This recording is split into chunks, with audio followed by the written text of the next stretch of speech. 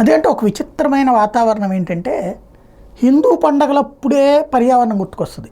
హిందూ పండగలప్పుడే రకరకాలైన విధానాలు గుర్తుకొస్తాయి. దీపావళికి మందులు గాలిస్తే పొల్యూషన్ వస్తుంది, వినాయకుడి నిమజ్జనం చేస్తే పొల్యూషన్ వస్తుంది.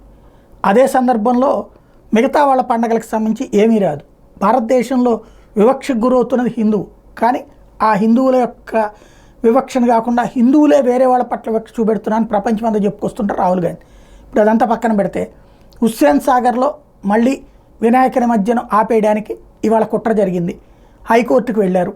హైకోర్టు అంతకుముందు సింగిల్ జడ్జిలో ఒక తీర్పు ఇచ్చారు, అందులో ఇట్లా చేయడానికి వీల్లేదని. అప్పుడు దాని మీద డివిజన్ బెంచ్కి వెళ్తూ ఈ లోపుగా ఆపుకున్నారు, స్టే అది అట్లాగే ఉండిపోయింది. ఇప్పుడు కోర్టు ధిక్కరణ పిటిషన్ వేసి అమలు చేయాలనేటప్పటికీ ఇవాళ అక్కడ గణేష్ నిమజ్జనం చేయడానికి వీల్లేదని బ్యానర్లు పెట్టుకొచ్చారు కోర్టు ఉత్తర్వుల మేరకని.